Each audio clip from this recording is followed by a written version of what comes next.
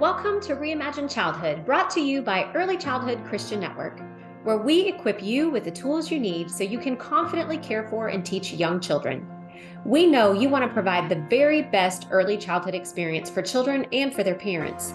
But sometimes you feel frustrated and ill-equipped because the training that's required is not interesting, or it's just not applicable to your daily needs in the classroom. In every episode, we reveal practical, applicable strategies to use in your classroom that will create a lasting impact and will help children build the foundations they need for a lifetime of success. It's time to reimagine our approach to childhood. I'm your host, Monica Healer. Today's guest is children's author Valerie Ellis. Valerie is an author, a speaker, and founder of Our Everyday Parables. We'll link to that in the show notes.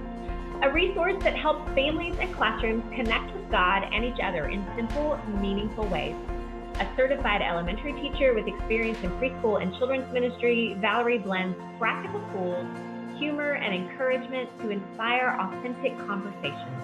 Her children's books reflect her passion for faith, fun, and compassion. We're talking about the value of stories and story time in the classroom today. This is one of those episodes that's great for classroom teachers. Valerie, I'm so happy to have you on the podcast today. I'm so excited to be here. Thanks for having me. Valerie, I love that you are an author and that you use stories to connect with young kids. So tell me where that passion has come from.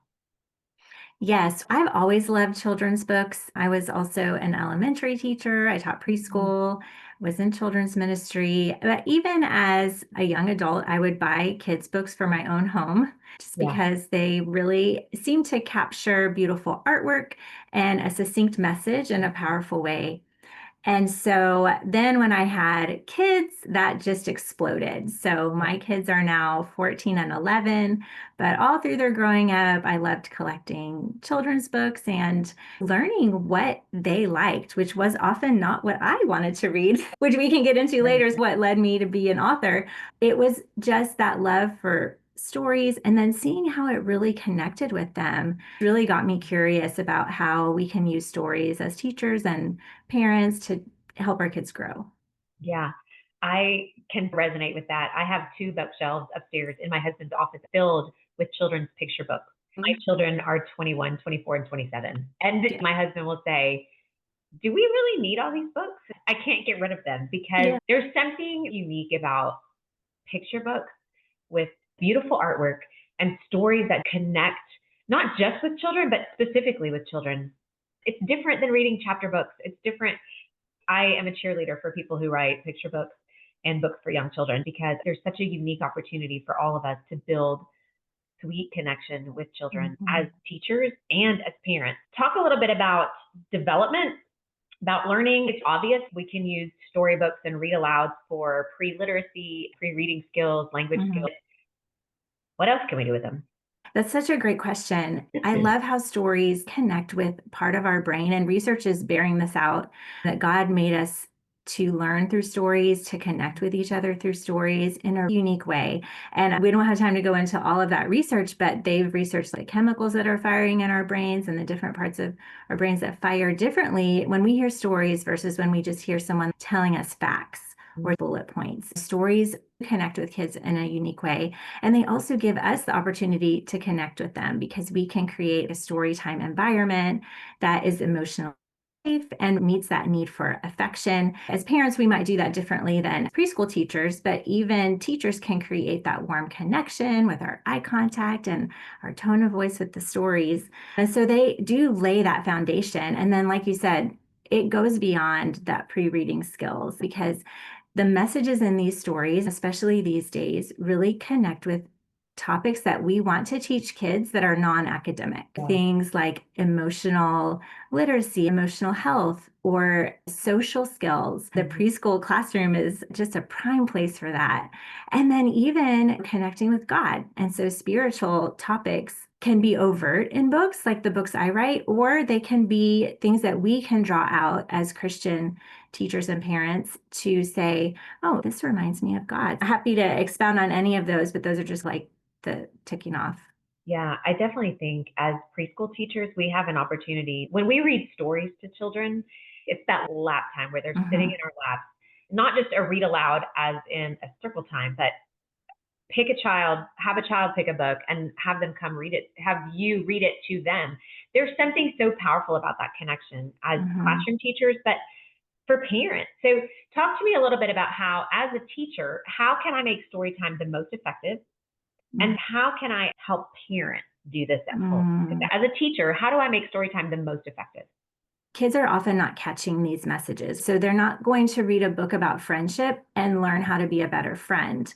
They're looking at the story at face value. And that's what we love about kids. They see that joy of the story. And so as teachers, we can help draw that out by talking about the story. One thing I like to use that's easy to remember is point, pause, and ponder. So we're letting the kids point to things in the story. If we're wanting them to pick up on a character's emotion, we can point to a character's face, but pointing to other things in the story engages the kids in that story. And then pausing and just thinking about what connections can we make. So was there something in this story that connected to something we learned last week, or maybe a memory that we have of our childhood that we can share? So then it's like a story within a story. We're getting the book, but then teacher sharing something about her life. And then ponder would be asking questions like, I wonder why this character did that. Or I wonder how they're feeling right here, or what is going to happen next. And some of the things aren't going to have right or wrong answers, but it's just getting kids into that habit of thinking a little bit more deeply about the story. And even preschoolers can do that. And so I love that. And then also we could bring in spiritual connections too by asking questions about what in this page reminds you of God or something that God teaches us. And so you could either fill it in, or something I love to do is just say, I'm not sure either, but that's a really good question to keep asking ourselves and just getting in that habit of normalizing. It's okay to not know the answer. But we're going to keep asking the question. I love the idea of including the kids in the story, not just sitting and reading a story. I wrote it down, point, pause, and ponder. Great. For a teacher especially, but for parents too. If all you do is read the book and put it down, you're missing a great opportunity. I used to do that with my oldest because he loved rhyming books, and we would just read through the beautiful rhyme and close the book and be done. And it's fine. But with my younger one, I learned more how to read with that age. When I taught elementary, I was in the upper grades, like fourth grade. Learning how to read with little kids does make a difference, involving them. And I just want to comment about pondering. I love that what we're modeling for kids is that we can think deeply about topics. It's okay to not know the answers. We just need to keep asking questions. Modeling that for young kids, as young as 2, 3, 4, to start asking the questions. I wonder what they were thinking. I wonder what's going to happen next. Or I wonder why they did that. Even if you don't provide an answer, I think that method of thinking through situations, thinking through behavior, it applies to real life. And when we can start learning it from story, it's deeper learning, because not in a moment. Normally we're trying to tell kids when they're in trouble. Why did you do that? What were you thinking when you did that?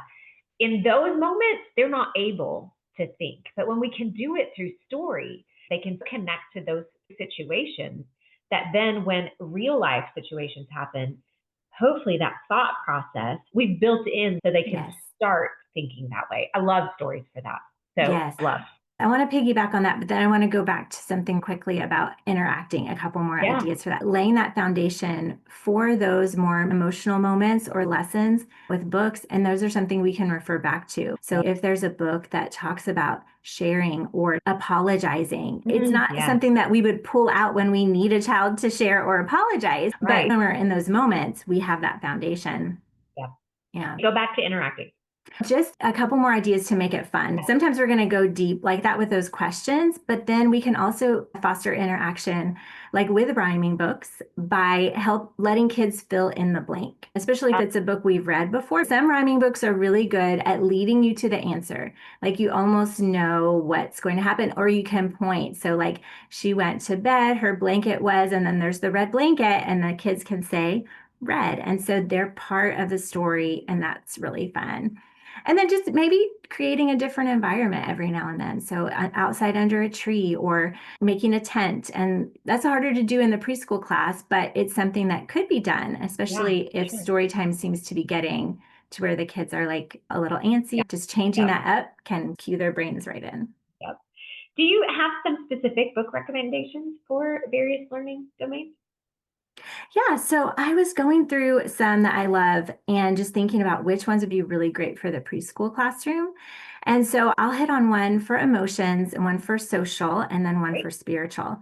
It might be two because I love books, but we'll try to keep it to one. Listen, if you can keep it to just 3 books, that would be shocking to me.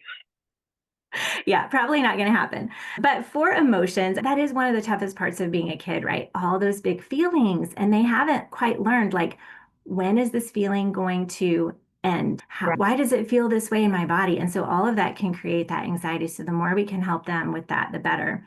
And I love the book. It's newish, called How to Draw a Brave Chicken. So just to preface, a lot of the books I'll bring up are not specifically Christian books. But I feel like we can draw things out that God wants kids to know. Sure. And that means that they're easy to find at the library because I know sometimes our preschool budgets aren't giant. So Yes. hopefully these are things you can go find at your library to use with your class. Yeah. How to Draw a Brave Chicken has that play on words because when you say chicken, usually you mean you're scared. The kids are involved in helping this chicken be brave. And so I love that it puts kids in the driver's seat. They're practicing. And so the characters are drawing things in the story to help the chicken be brave. Sometimes the chicken gets too brave and wild and things go a little bit haywire, which is fun. But that's best. Oh, Yes. that keeps kids super engaged. I love it. Yes. And so then at the end, they have a brave party where they bring out all the things that could be scary. They're going to celebrate their bravery about sharks and broccoli and all the scariest things in life. And so that's something you can springboard off of as a teacher and talk about what could we be brave about? And then maybe go a little deep. Say, sometimes the scariest things aren't the sharks and the broccoli, it's the making a new friend. So how could we be brave about that? And so, yeah, I just love that. And then we can always work in a sentence. Like I said, this is not a Christian book, but something like God understands our emotions and he can help us be brave. Something simple like that just brings it back to it's not all about us. We have someone to rely on. Yeah, I love that. And so then for social, I love the book If You Plant a Seed. It's very sparse on words.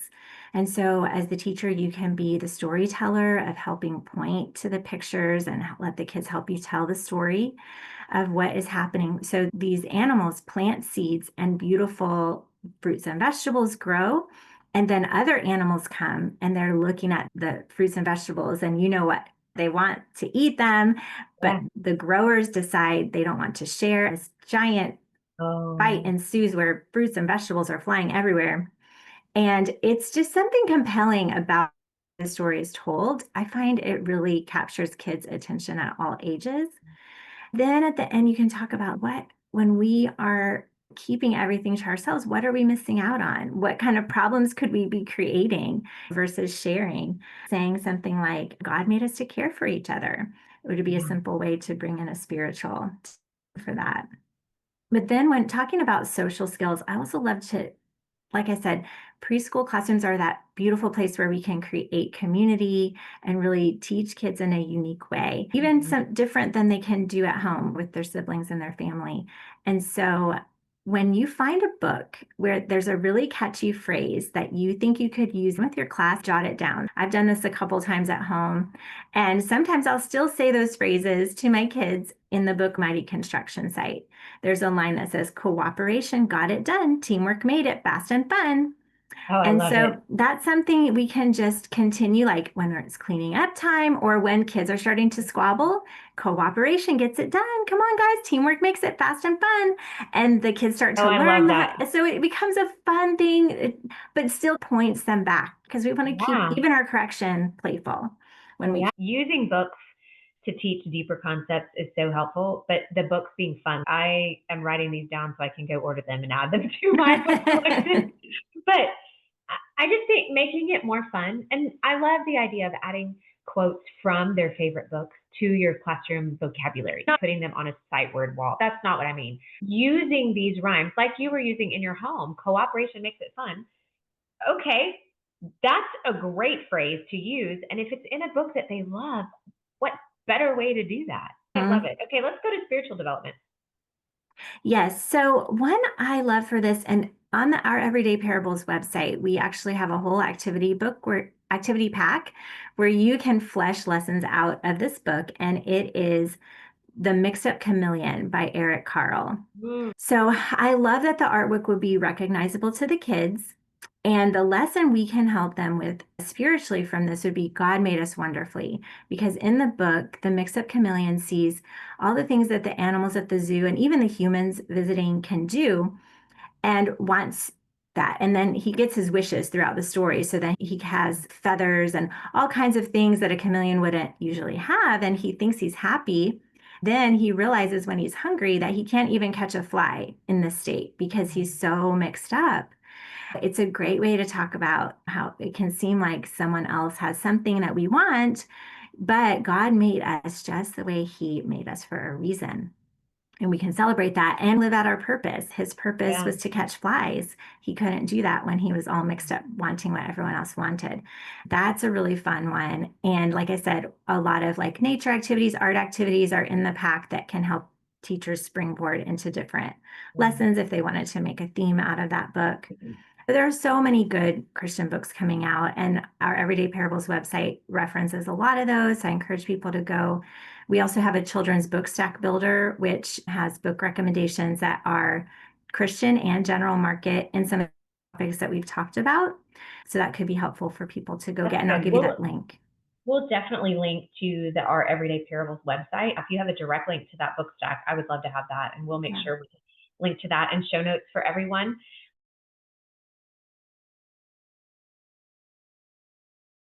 PrimeTime is a 4-hour mini conference, everything done for you. All you have to do is hit play. Here's a little snapshot of what your team could experience too. We need God's love to fill us up, his good stuff. They would never have had that opportunity if I didn't have the Bible with me and open it up and show them this is the Word of God. But they see it and the kids are like, wow. And I said, see that wow you have? That's what you want other people to see. They want to look at you and go, wow, what's different? No, God. Jesus, that love changes everything. Go to www.earlychildhoodchristiannetwork.com to register today.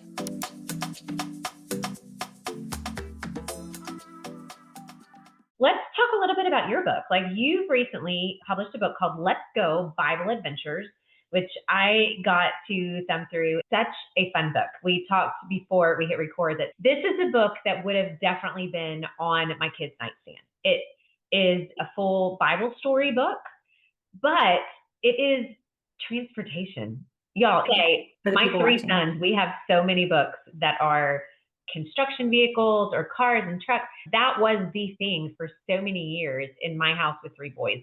So I love this idea of connecting the Bible to things that would really connect with young boys, especially. I'm sure there are plenty of little girls who would also love the book. But talk a little bit about, how did you come up with this concept? What made you want to write a book? I love that you're talking about your boys, because that is exactly what inspired me. Is my own kids. Specifically, my oldest was obsessed with cars and trucks from before he could really even talk. He would be pointing at them and making me learn the names because he knew they weren't all called the same thing. He would not be satisfied if I called them all truck. He would just keep asking me. So I had to learn a lot. When I would sit down to read with him, that's what he wanted to read. As a young Christian mom, I thought, I'm just going to go pick up some books and we'll just read whatever I happen to bring home. But that was not the case. He wasn't opinionated about much else. He would wear whatever, didn't have his favorite stuffed animal, but he wanted those car and truck books. I actually remember one day lamenting to God while I was shelving the many car and truck books that we had. Why couldn't there be cars and trucks in the Bible, God? This would just make my life so much easier. And my child would love reading the stories of cars and trucks and all the Bible characters, and we could learn all the stories. But I thought about it and I was like, I love the Bible. I first am a Bible studier before an author. So I was like, I don't want to do anything that would make it to where parents or teachers would have to go back and reteach the story, because we've introduced elements that aren't in there. So I was like, but could we do it playfully? Like the same way that you're like, do these pajama pants go on your head when you're trying to get your kids to get dressed? No, they go on your legs. So that's what we did. We introduce each story with the character and set up their problem, and ask a silly question like, did Noah take all the animals on a cruise ship? Did God announce Jesus's birth with an airplane with a banner behind it? What did he do? No, Noah built the ark. God announced it with angels. And so then they see the real story and they have those preschool level takeaways, also some fun facts at the end and a refrain, which we didn't really talk about in like how to involve kids in reading, but refrains are a great way for that. So when books have parts that repeat, the kids can say it with them. I've had fun reading this book with preschool classes, and we say the refrain together, and then they're involved in the story. I hear from parents like, oh, they can't stop saying we're on an adventure with God. Let's go. Yeah. Which that's what we want. Isn't that a beautiful message to grow up just like internalizing? We're on an adventure with God. Let's go. I love that. Tell me a little bit. You talked about it a little bit, but how did you really stay true to the Bible in your stories? I've read through several of them. I will say I have not read through the whole thing. It's a bigger Bible story book than I expected. I expected it to be a few Bible stories, but it really is. It's a lot of Old Testament stories and New Testament stories all in one volume. So great story. That you've made the stories really short, but you picked out like the poignant pieces. So talk a little bit about your process in doing that and how you came about that.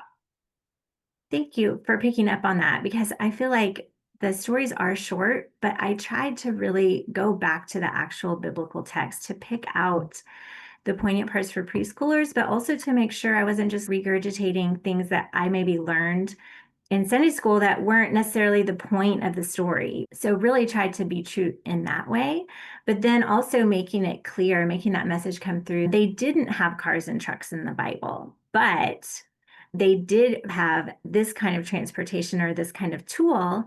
And though it's different, God's love never changes and God's strength is still strong. And I don't know if that's answering your question, but those are just some of the ways that, and it's 40 stories. So it's actually started as just 4. So I thought it would be like a picture book that a parent would read all in one setting. The more I talked to editors, agents, and publishers, they encouraged me to go further with it. And sometimes like we do, I was like, oh, that's not going to work because there's just not that much opportunity to even transportation into all these stories.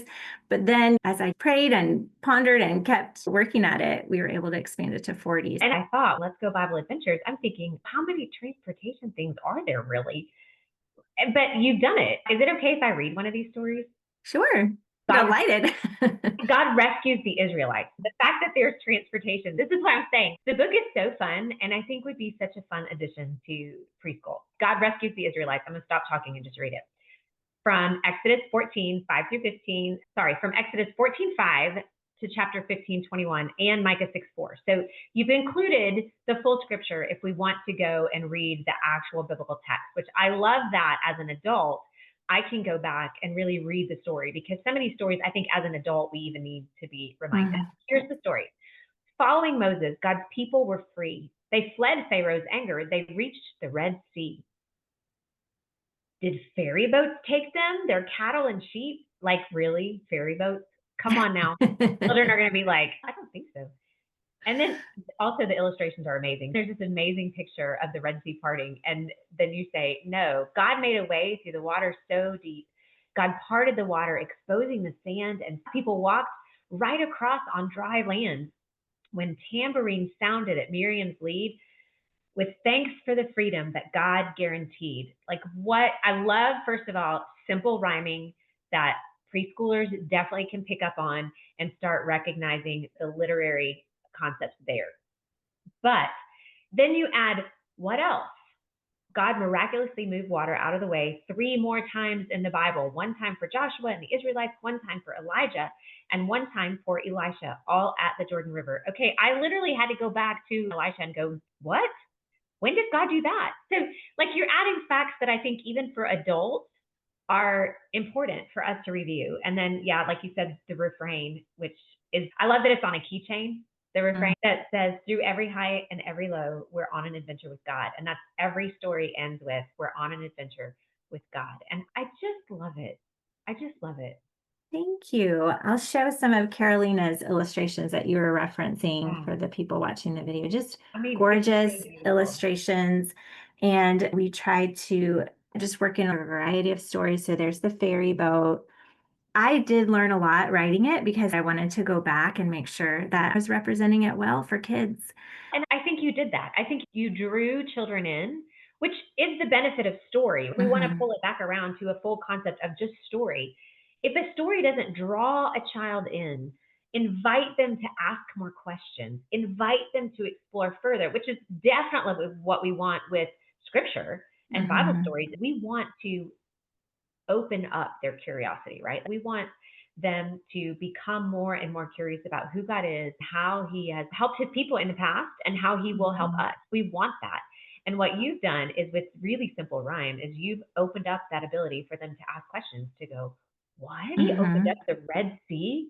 That's crazy. Yeah, it is, because that's how big God is.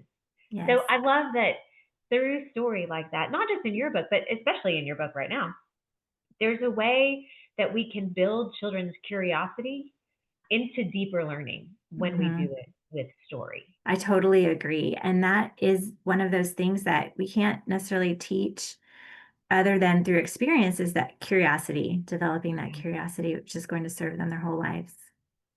What do you want parents and teachers to take away from a book, Let's Go Bible Adventures? Each story has its own theme and its own takeaway, but I feel like one that is overarching is that God's love is steady, and things in our world may change and will change, but we can always count on God. And so when I'm reading to kids, that's one of my favorite things to remind them, is that they didn't have these things that we have, but God's love was just as true for them, and it's just as true for us. I love that. What would be a tip you would give classroom educators when they are choosing books? How do you choose the book that's going to be impactful for your class? How do you choose the book that's going to be impactful for your students? I think I can fall into this as a teacher as well, that we do look for those books that have the lessons very overt or that go step by step. And I do love certain books that go step by step, how to handle your anger, things like that, because it can be helpful. But in general, when we're picking books, we want to try to pick those with a narrative arc where the character goes through some kind of change, because those are going to be the most compelling for the students. And then just making sure it's kid friendly, and it doesn't always have to be fun. Some of my kids' favorite books have surprised me because they've been very serious.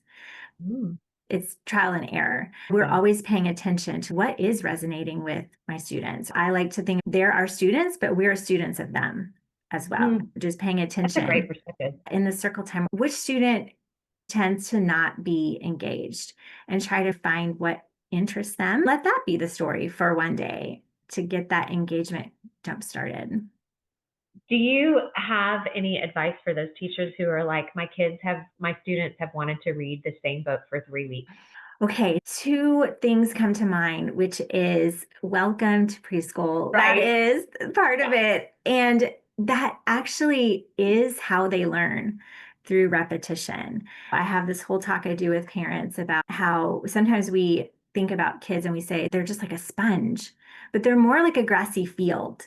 And so it takes that repetition of us walking through, driving through, and over time making that path to where they can get it. So just be encouraged. You're in good company, but there are times when you can branch out a little bit. And so sometimes I'll, in my own home, just when they were littler, just leave books around or put books in surprising places to think, oh, what's this? Or the favorite place for them to be curious was when I had a book on my desk. So I don't know if you have an area that's just for teacher, that you could set up a book and build that curiosity to where they might be asking for that book. Do you have a favorite book from your childhood?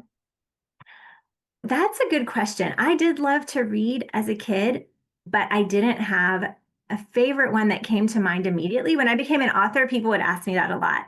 The more I thought about it, the more I was like, when I was about 3, I had this Christmas book called The Sweet Smell of Christmas. It was a scratch and sniff book. It's actually still in print, even though it's very old. I memorized that book. One day, my parents walked in and I was reading it, but I wasn't reading it. I had just memorized it. So my other book is actually a Christmas book.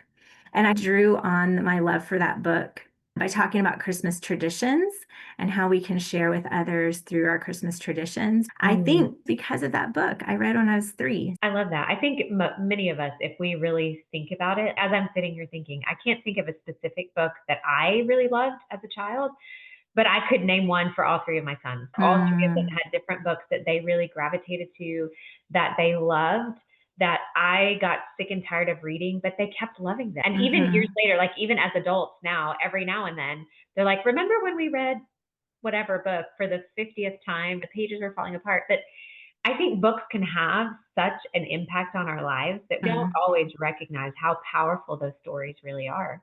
And for you, eventually that you would write books related to the memories that you have of reading as a child. I just think stories are a lot more powerful than we sometimes think. I agree. And that reminds me of your earlier question about choosing books for the classroom. You could also choose a book as a teacher that has a personal connection for you.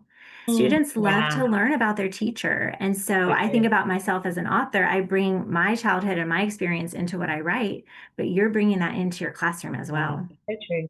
Valerie, I know you are also working on a new book that's releasing later. Is it this fall? Verse 7. Yes. So this book is for kids 7 and up. So not the preschool crowd, but in case parents have older kids, you could recommend it to parents, or you might have kids at home. So anyway, it's called The Wild Faith Devotional. Love it. And it actually have a copy of it already. I got an early copy, so I can hold it up. Yay! It is 52 devotions, all based on animals. So it has photographs and illustrations, where we just look at different animal traits or behaviors and say the questions that we've been asking ourselves during this episode. Where can I see God in this? Where can I be encouraged to be more like God? Or what is God speaking to me? One example would be the baleen whale has that baleen that lets the water flow out after they've taken in a big catch of fish. We talk about how everything that comes at us doesn't need to be something we hold on to. Some things are for us to keep, like kind words and things from the Bible. And some things are for us to let go, like unkind words or things that aren't true about us. Just trying to encourage those kids. But also, I know adults are going to get encouragement from it too. It's written kid friendly, and there's things for kids to do at the end of each devotional to soak in the lesson. But the truths are things that we all need to hear. I love it. Valerie, thank you so much for spending time with me today and sharing your love of books and stories and helping us be better as we share stories and books with young children. So I appreciate your time today. My pleasure. My heart goes to all those awesome teachers out there. I'm just so glad to be with you all. Stories are so powerful. After we stopped recording, Valerie and I actually talked some more about how even Jesus used stories, we call them parables, in the Bible to teach important lessons to his disciples and to other audiences who were listening at various times in his ministry. Stories help us connect with each other. They help us learn important lessons, and sometimes they're just a whole lot of fun. We linked to all the books Valerie mentioned in the episode in the show notes, so you can find all those links there. I'd love to know, what's your favorite storybook? Do you have one? What books do your students gravitate to over and over? It's early in the year, but even as you think about past years of students, is there a book that they gravitate to over and over? Why do you think that is? I hope you'll share with us on social media or via email at hello@earlychildhoodchristiannetwork.com. So thanks for listening in today. See you soon. Thanks so much for listening to this episode of Reimagine Childhood with Early Childhood Christian Network, where you'll get practical ideas to implement in your classroom today. You might even be challenged to change your mind about a few things, and you'll always be reminded that your work matters. If you love this episode, would you subscribe and then share it with your coworkers, friends, and family? You can connect with us on a regular basis on Instagram at Early Childhood Christian Net. That's Early Childhood Christian Net.